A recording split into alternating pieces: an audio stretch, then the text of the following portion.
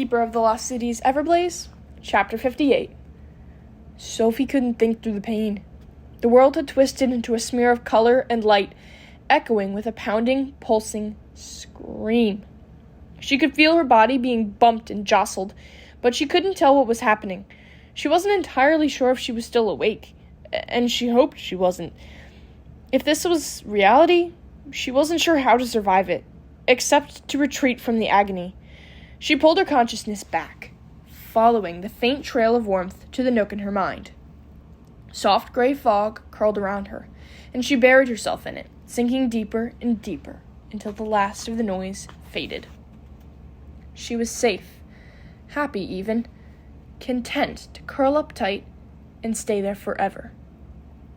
But reality came crashing back, flooding her senses with light and sound as someone shook her awake. "Sophie, can you hear me?" A deep, accented voice called. "Nod if you can hear me." Sophie nodded, triggering a chorus of relieved sighs. Arms wrapped around her then, a tangle so thick she couldn't tell how many people were holding her. She leaned into them, soaking up their strength and support until she could open her eyes.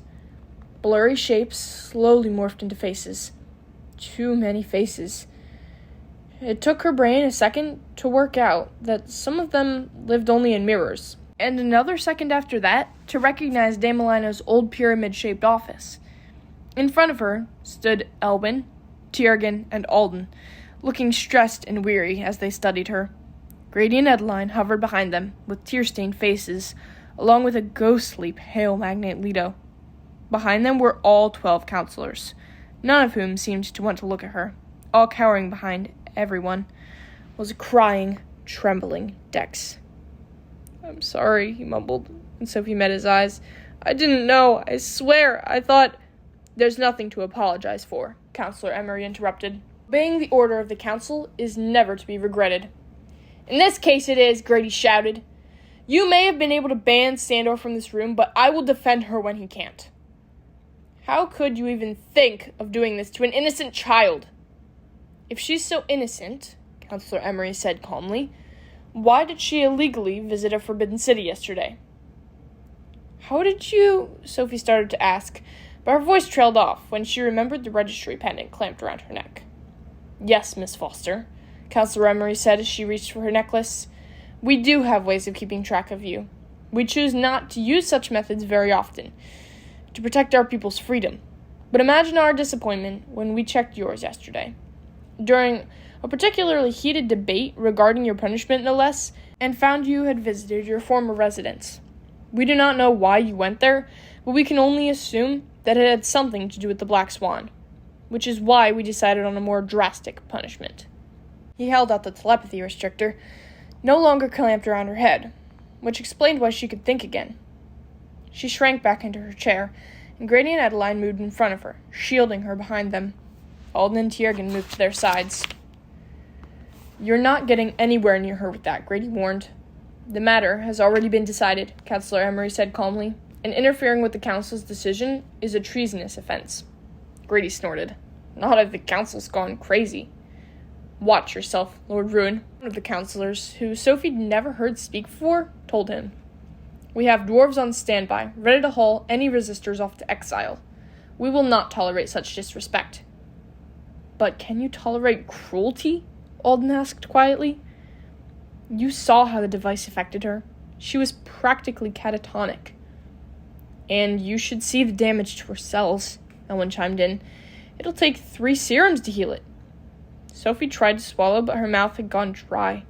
Was her brain damaged?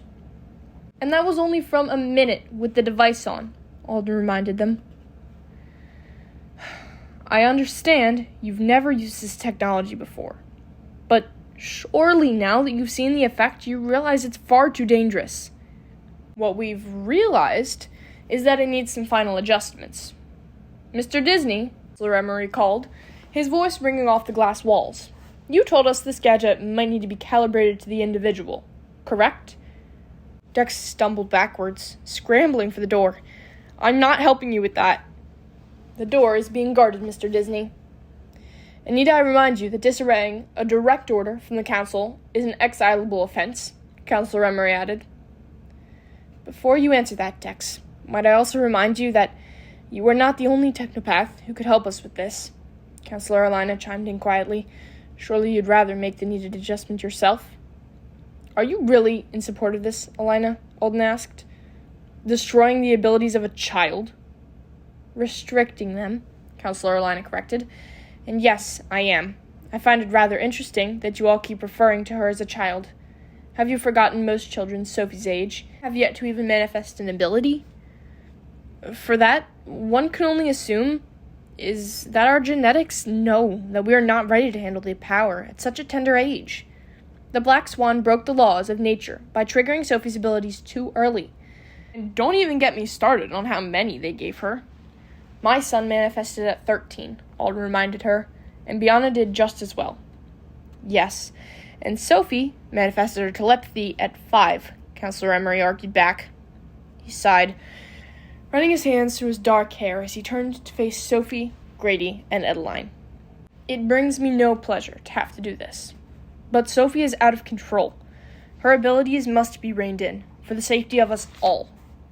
The rest of the council nodded in agreement, except Tarek and Orally, and quite surprisingly, Bronte. She only had 3 supporters, Sophie realized, and one of them didn't even like her. Perhaps there's another way, Magneto suggested, in the silence that followed. Full-time chaperone, or... The council has already considered the possibilities, Counselor Emery erupted, emphasizing the word counselor, to make it clear that Magneto was not part of that. If only he'd been elected instead of Dame Alina. Though that still would leave her with 4 supporters. But 4 was better than 3.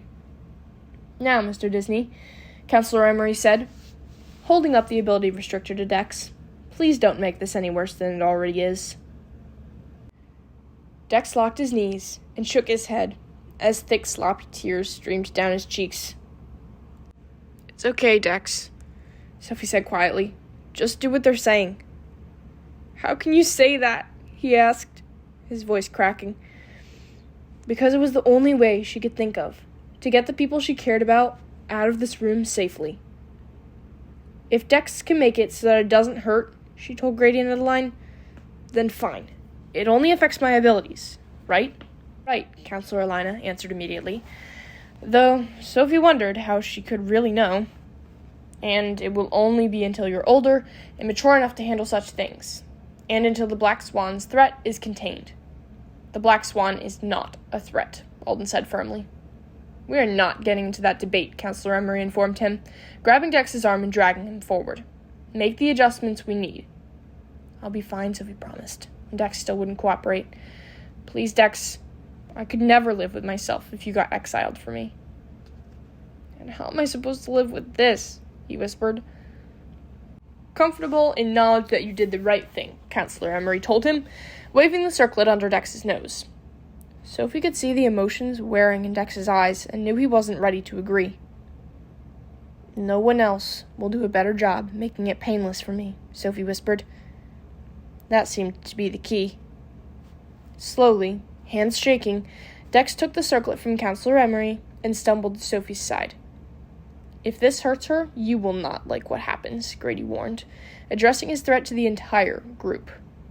We are all well aware of your abilities, Lord Ruin, Counselor Emery told him. Don't make us restrict you as well. You'd never get the chance. All 12 counselors' arms flew up, their hands lightly smacking each other on the side of the face. Judged by a mix of fury and fear in their eyes, Sophie knew they'd been mesmerized into the action. She grabbed Grady's hand to stop him from going further. Please don't fight them. I'm going to be okay. Grady's eyes turned glassy, but he nodded and moved to her side, wrapping an arm around her, as Adeline did the same. I thought I was helping, Tex whispered, as he stared at his horrible creation. I never thought... I know, Sophie told him. But you tried to warn me. You said I shouldn't, and I still did. And now... Dex was crying harder by then, and Sophie could only think of one thing that might help. She pulled him in for a hug. You're going to hate me now, whispered through sobs.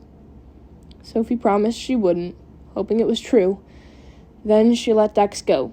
Holding his stare, she reminded him that the counselors were waiting. Dex's hands shook so hard he nearly dropped the circlet as he closed his eyes, his fingers tracing up and down the curled silver wires, bending and kinking them in slightly different ways as beads of sweat trickled down his temples. His whole face was dripping when he finally opened his eyes, letting out a choked sob when he held out the gadget. "Will that fix it?" Counselor Emery asked, taking the circlet before Dex even answered. "I don't know," Dex told him, his voice dripping with venom. "Maybe we should test it on you." Counselor Emery paled at the suggestion, and his voice was wobbly as he told him, "That would be pointless. You were supposed to be customizing it specifically for Sophie, so let's see if you have." "It's okay," Sophie whispered as Grady tried to block him. Dex made sure it's okay, right? Dex's nod wasn't nearly as confident as she would have liked it. Still, she clung to Grady and Adeline, promising them she would be okay, as Counselor Emery held the circlet over her head. "I can't watch," Elwyn mumbled, turning away. Orally, Tarek, and Bronte did the same. The rest stared in silence as Counselor Emery placed the circlet against her forehead and pressed the stones against each of her temples. A sour wave rippled through her body, but there was no blinding headache, just a fuzzy sound in the back of her head, like static. "Are you okay?" Grady asked, crouching down to get a closer look. Elwyn was already flashing colors around her head and squinting through the light. "Her cells seem okay. A bit sluggish, but no further damage, so far." "I'm fine," Sophie promised, wishing she had something to wash down the sour taste. She sucked in slow, deep breaths, relieved that got rid of some of the nausea. "Really, I'm okay." Counselor Emery frowned. "Why can't I get past her blocking? Shouldn't I be able to?" "Perhaps the device blocks all telepathic activity, even that from the outside," one of the counselors suggested. "Perhaps," Counselor Emery said slowly, "but how do we know if the device actually worked?" "We should test her," Counselor Leora suggested. "Sophie, can you tell me what I'm thinking?" "And how will that be conclusive?" Counselor Emery asked. "She could just lie." "Then we'll have orally judge her emotions," Counselor Elena suggested. "No, I will have no part in this," Orly told them in the closest thing to a shout Sophie had ever heard her use. "Neither will I," Tiergan jumped in. "Nor I," Olden added. Counselor Emery rubbed his temples. "Then I suppose we'll have to wait until we have another empath.